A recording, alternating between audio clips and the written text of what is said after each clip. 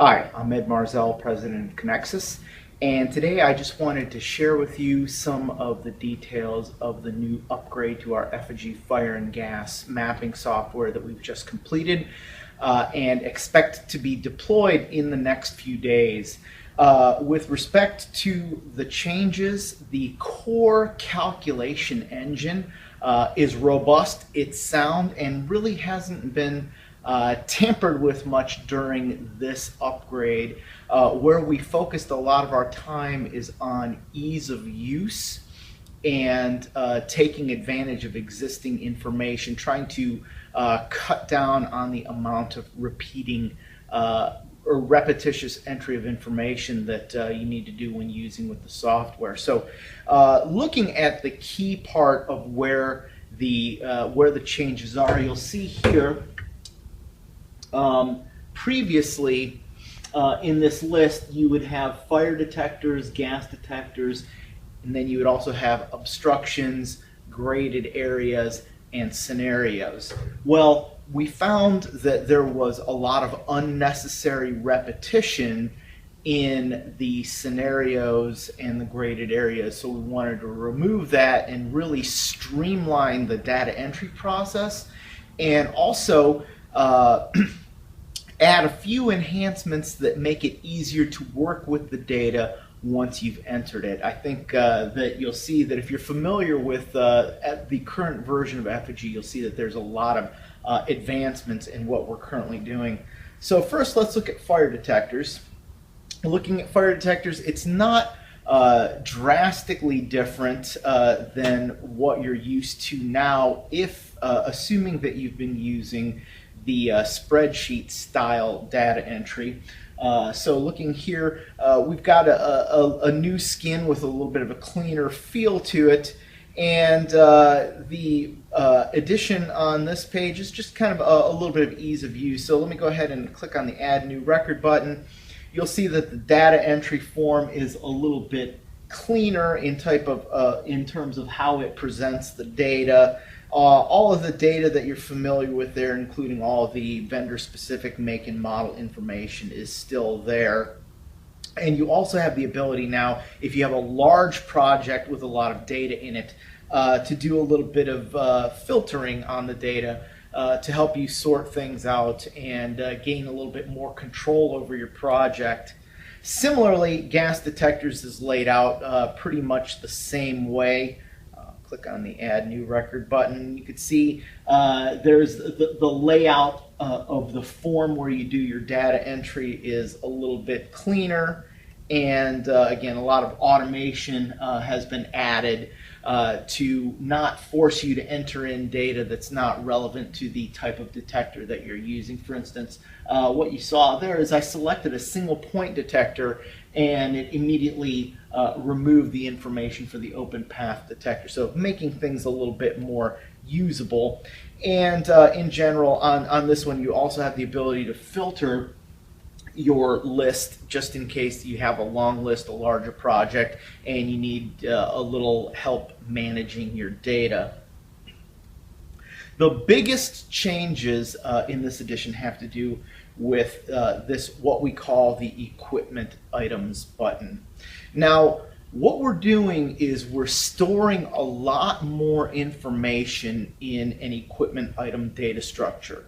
Previously, we had obstructions, release scenarios, and graded areas. And in reality, most of the time, those three items are very closely linked. So if I have something like a pressure vessel, that pressure vessel is an obstruction that's going to block the coverage of optical fire detectors. It's going to block the ability of gas detectors to do their work, so it's an obstruction. But it's also going to represent a graded area because it contains hydrocarbon and it's a leak source. And then furthermore, if you're doing scenario coverage analysis, that piece of equipment is also a leak source from which we're going to get fire scenarios and also gas scenarios. So in this case, you'll see that there is the name of the equipment item itself, And then checkbox is to say, well, for that piece of equipment, is it an obstruction? Is it a graded area? Yes or no? Are there fire scenarios associated with it? Are there gas scenarios associated with it? So we're kind of combining everything together. And once you enter the information, you'll see the little arrow on the side gives you a drop down for a more detailed view now with different tabs to give you the details. So once I clicked on the button to open up this record to tell me more about vessel 101, I can look at, well, what is the obstruction information? This again is going to be typical of what you would have previously entered in the obstruction form. We also have the ability to look at grading. What is the grading for that area? We can look at fire scenarios. In this case, we have two different fire scenarios, a large jet fire and a small jet fire, and also gas scenarios. So all of the information is linked together better, and it is going to allow for a more streamlined entry of the data into the process. In order to kind of make this a little bit clearer, let me go ahead and just add another vessel. So what I would do is I'm going to click on Add New Record, and it brings up the basic information for that record. So the name of the vessel is going to be V201, and I'm going to say that that is the high, bear with me for a second, high pressure separator, and the location of that vessel, just arbitrarily picking some numbers, could be maybe we're going to center it at 10 feet on the x-axis, 10 feet on the y-axis, and the center point of that vessel, let's go ahead and say that it is about at 5 feet. Okay, so that's kind of the starting point. Where is that equipment item? What is its location? What is its name? What is its tag number? From that point, I start adding things in. I can say, well, is this an obstruction? Now, in some cases, you'll have leak sources that are not necessarily obstructions, so you can't always assume. In this case, it is going to be an obstruction, so we'll click on that, and that's going to pop up a request for the information associated with the obstruction. Well, in this case, it's going to be a horizontal cylinder, and, I'm sorry, not a horizontal cylinder, we're going to say a horizontal vessel, and we're going to say that the length of that vessel is, oh, I don't know, let's say 7 feet, and the radius of that vessel is, oh, let's say 3 feet. And then rotation and inclination, again, similar information to what you're already used to entering. So let me enter some zeros in both of these locations. Okay, and after that, I've inserted the item. So you see vessel 201 I've inserted, and based on the information that I've put in so far, this piece of equipment is only listed as an obstruction. Then we also have the ability to say, yes, it is a graded area. Yes, there are fire scenarios associated with it. Yes, there are gas scenarios associated with it. So for this case, let's say that, yes, it's going to be a graded area, and I am going to do scenario coverage for both fire and gas, so I want to look at all of the different parameters that could be associated with this piece of equipment. So then I'm going to open it up, and when I look at the obstruction tab, I've already entered all of this data in. Now I can move on to other information such as the grading. So what type of grading is going to be associated with this piece of equipment? Well, we have a default grading of C. Because it is a horizontal pressure vessel, we use the rectangular type of grading. And let's say that, no, actually we think that this is a grade B. I simply select grade B and then put in the dimensions of the graded area. You'll see that it auto-loaded most of the information for you. What is the central location? What is the type of detector? And then the dimensions on the grading itself.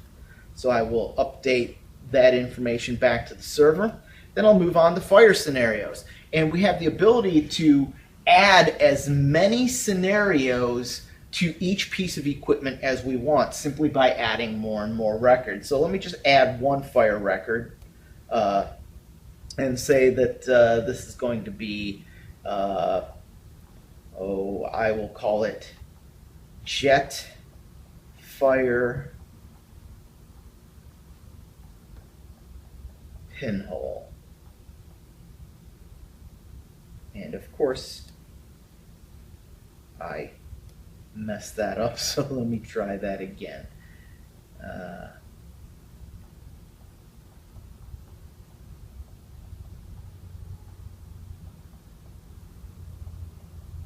Jetfire pinhole is the description.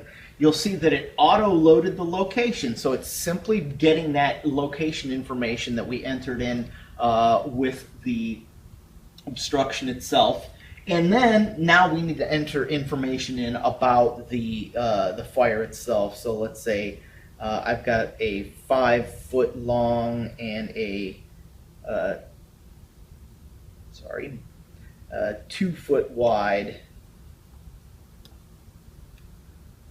jet fire with a frequency of about 1 in 100,000 years, or 1 in 100,000 years, and of course offset of 0. I will leave for the moment and click insert, and you'll see now I have that pinhole jet fire scenario. If I wanted to add another scenario, so jet fire medium, jet fire large, I simply click on add new record and add in as many scenarios as I want.